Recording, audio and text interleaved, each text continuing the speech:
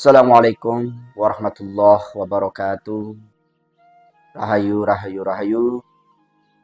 Salam santun, salam hormat, salam takdim kami, tim Padepokan Lokajaya. Kita haturkan untuk semua spiritualis yang ada di Nusantara ini. Semoga selalu dalam keadaan sehat walafiat. Allahumma sholli ala sayyidina wa maulana Muhammad. Kita haturkan sholawat serta salam kita kepada baginda Nabiullah Muhammad Sallallahu Alaihi Wasallam. Semoga kita semua mendapatkan syafaatnya. Amin. Untuk para sahabat semuanya dimanapun kalian berada, tentunya kami dari tim Padepokan Lokajaya mengucapkan salam hormat, salam takdim, dan terima kasih atas segala dukungannya dengan kami terus menelusuri, membahas terkait dengan akhir zaman Sang Kinasih Satrio Piningit. Berbicara mengenai akhir zaman, tentunya banyak tanda-tanda yang bermunculan sesuai dengan apa yang dikatakan oleh Rasulullah SAW. Termasuk dengan kedatangan Al-Imam Al-Mahdi, yang tentunya kedatangan daripada beliau juga banyak tanda-tandanya. Kalau di Nusantara ini tentunya dikenal sebagaimana Sang Kinasih Satrio Piningit. Berbicara mengenai Satrio Piningit, tentunya banyak orang-orang yang dimana berpendapat, berkeyakinan bahwasannya Satrio Piningit ini memang kemunculan asli orang Nusantara. Karena apa? Kalau melihat sejarah-sejarah leluhur kita, bagaimana peradaban-peradaban kemajuan, peradaban-peradaban bagaimana kejayaan Nusantara dahulu, yang penuh dengan keloh jinawian, banyaknya rempah-rempah di Nusantara ini, sehingga banyak negara-negara berdatangan untuk menjajah orang Nusantara ini. Keruntuhan Majapahit, keruntuhan kerajaan Islam yang dimana tentunya kita sudah banyak yang mengenal, yaitu kerajaan Mataram. Ya, tentunya dengan seperti itu, apakah Nusantara ini akan kembali jaya seperti dahulu? Dengan diramalkan dalam Prabu Siliwangi maupun Prabu Joyoboyo, bahwasannya di suatu saat nanti Nusantara ini akan jaya kembali yang dipimpin oleh Sang Kinasih Satrio Piningit. Nah, kalau kita melihat dalam kerajaan Sang Kinasih Satrio Piningit nantinya yang disebutkan oleh Prabu Joyoboyo di dalam ramalannya, apakah tidak bertentangan dengan negara kita yang sekarang mengadopsi demokrasi, yang tentunya siapapun berhak menjadi presiden asal dipilih sesuai dengan suara rakyat dan didukung oleh partai-partai yang berkoalisi. Tentunya hal ini akan menjadi sulit kalau kita berpikir seperti itu. Tetapi bila mana memang kita mencermati apa yang dikatakan oleh Prabu Joyoboyo atas kemunculan daripada Sang Kinasih Satrio Piningit itu karena dibarengi dengan goro-goro. Goro-goro ini bukan hanya sekedar di Nusantara saja, tetapi banyak merambah ke seluruh dunia. Karena beberapa negara-negara ini juga sedang mengalami bersitegang dengan negara-negara tetangga. Jadi tidak menutupi kemungkinan bahwasanya bisa perang dunia ketiga. Kemungkinan seperti itu. Nah, berbicara lagi terkait dengan di Nusantara ini, bahwasanya sejarah-sejarah Nusantara ini yang dimana peradaban nenek moyang kita itu peradaban yang sangat-sangat maju, sehingga mampu menciptakan megahnya Borobudur, megahnya candi-candi Prambanan, bahkan bagaimana orang dahulu ini mampu menciptakan sesuatu dengan besi, meteorit, tembaga, padahal di negara-negara yang lain belum bisa menciptakan seperti itu.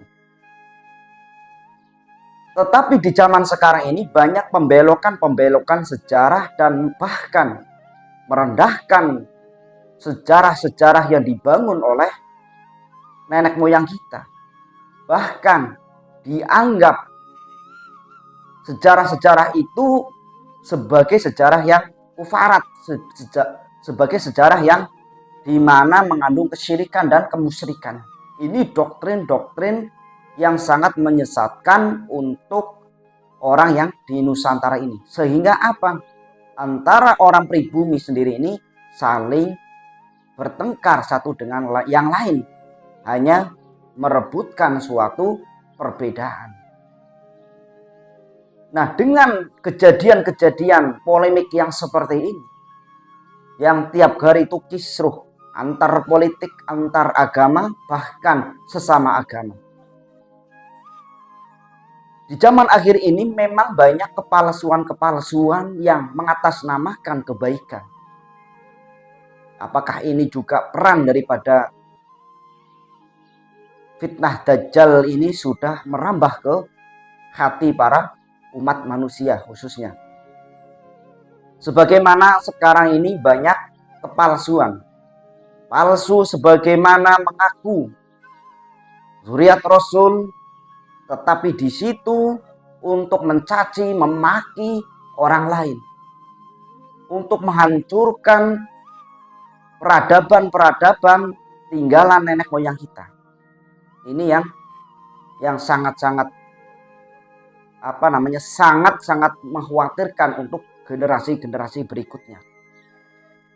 Dengan pengakuan seperti itu, yang secara konfirmasinya belum jelas, bahkan seakan-akan hidup di dalam Nusantara ini menguasai segala-galanya. Yang tiap hari menceritakan leluhur nenek moyangnya, tetapi menghinakan leluhur asli Nusantara sebagaimana kerajaan-kerajaan besar terlebih dahulu. Yang mampu menaklukkan semua Asia, yaitu kerajaan Majapahit. Yang mampu menyebarkan agama Islam di seluruh Nusantara ini, kerajaan Islam Mataram. Mereka datang ke sini bukan berarti tidak ada penjajahan. Sampai saat ini pun Nusantara ini dalam penjajahan spiritual, penjajahan keyakinan, doktrin-doktrin yang dimana antara pribumi ini saling bertengkar, saling olok-olokan. Ya, banyak sekali yang menggunakan atas nama kebaikan, tetapi dalam praktek kehidupannya itu adalah suatu kebusukan. Ini yang sangat mengerikan. Mengaku Gus, tetapi itu banyak penipuan-penipuan. Mengaku kiai, tetapi di situ banyak kebejatan-kebejatan. Banyak perbuatan-perbuatan yang melanggar norma-norma baik norma agama maupun norma negara. Ini banyak yang terjadi di kasus-kasus besar. Nah, dengan kejadian-kejadian seperti ini, pantas memang sebagaimana yang dikatakan oleh Prabu Joyoboyo atas kemunculan Sang Kinasih Satrio Piningit ini untuk membenahi, untuk memperbaharui Nusantara ini yang hampir kacau balau. Dari sistem perekonomiannya, dari sistem demokrasinya, dari sistem budi pekertinya maupun dari sistem keagamaannya. Ini banyak sekali yang kalau kita mencermati di dalam dunia medsos itu kan banyak sekali. Itu bukti nyata yang dimana banyak orang ini sekarang merebutkan kebenaran tetapi tidak mau mengalah, tidak mau dengan sesuatu yang logis, data-data yang logis. Banyak orang-orang yang zaman sekarang ini mengaku mengatasnamakan agama, mengatasnamakan kebaikan, tetapi semua itu adalah dusta yang nyata. Bahkan kebangkitan Nusantara ini seharusnya udah mulai bangkit nih. Jiwa-jiwa kesatria ini harus bangkit, harus bersatu melawan penjajah-penjajah yang berkedokkan agama, melawan penjajah-penjajah yang berkamuflase di dalam jubahnya. Jadi dengan bersatunya spiritual, bersatunya jiwa-jiwa kesatria yang ada di Nusantara ini seharusnya sudah mampu mengusir, mampu mencerdaskan masyarakat yang ada di Indonesia ini dengan doktrin-doktrin yang di mana doktrin-doktrin itu menyesatkan dan mempengaruhi sehingga kita sesama pribumi ini bertingkai, sesama pribumi ini saling bertengkar. Apalagi dengan doktrin-doktrin yang mengatasnamakan agama, mengatasnamakan karomah, mengatasnamakan kemampuannya. Nah, kenapa orang pribumi sendiri ini hanya dijajah mengatasnamakan agama, mengatasnamakan zuriat yang jelas-jelas tidak terbukti secara kekaromahannya, itu sudah berbondong-bondong dalam mengikutinya sehingga lupa jati diri bangsa ini. Ini yang terjadi di saat ini.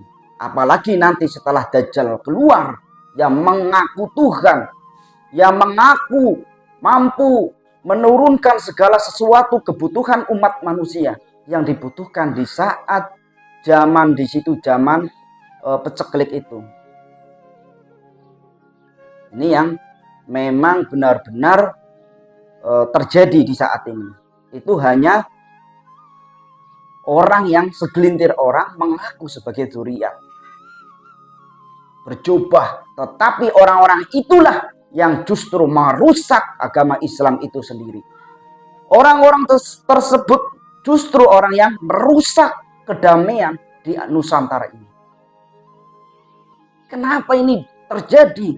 Kenapa orang Nusantara, apalagi orang spiritual, seharusnya bisa bangkit, dicerdaskan, mencerdaskan untuk Nusantara ini?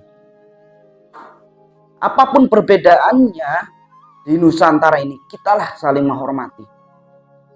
Kalau sudah merasa paling mulia, merasa paling mempunyai kekuasaan, merasa mempunyai kunci daripada kunci surga itu, sehingga orang lain dianggap berdosa, orang lain dianggap hina. Nah, kita hidup di dalam Nusantara ini, di bumi pertiwi ini, apakah akan selamanya kita harus seperti ini? Jati diri bangsa ini, jati diri spiritual ini tentunya tidak akan mudah untuk mempercayai siapapun yang di situ belum jelas keilmuannya, belum jelas kesohihannya. Apalagi dalam kita membentengi budaya-budaya Nusantara ini, membentengi jati diri Nusantara ini, dan menjunjung tinggi nama baik leluhur yang selalu diolok-olok oleh bangsa-bangsa lain, apalagi bangsa lain yang datang di sini merasa paling mulia, merasa paling suci, sehingga merendahkan pribumi ini sendiri. Ini sangat mengerikan, saudaraku.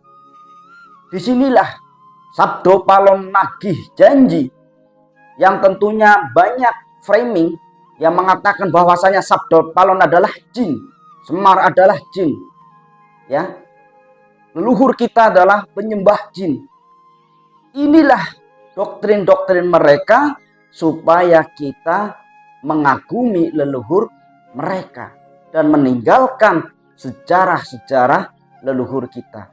Kalau kita sudah meninggalkan seluruh sejarah-sejarah yang ada, meninggalkan kebudayaan-kebudayaan yang ada, disitulah kesempatan dan kemerdekaan mereka yang ingin meluluh lantahkan Nusantara ini dan mengadu domba pribumi Nusantara ini. Maka dari itu, Sang Kinasih Satrio Peningitlah tentunya yang akan mampu memimpin peperangan, mampu menyelesaikan kebohongan-kebohongan itu, sebagaimana yang disebutkan di dalam ramalan Prabu Joyoboyo, sakti tanpa haji mampu melihat isi hati orang bagikan peramal, kan salah satunya di situ. Jadi nanti kelihatan mana yang palsu, mana yang asli. Karena di zaman sekarang ini banyak orang mengatasnamakan agama, tetapi di situ untuk suatu kejahatan. Bangkitlah jiwa-jiwa kesatria yang ada di Nusantara ini. Sudah saatnya kita menjaga, melestarikan.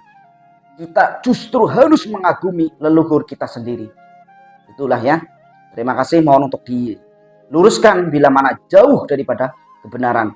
Karena kebenaran itu hanyalah milik Allah Subhanahu wa Ta'ala. Salam santun, salam hormat dari tim Padepokan Lokajaya. Assalamualaikum warahmatullahi wabarakatuh. Rahayu, rahayu, rahayu.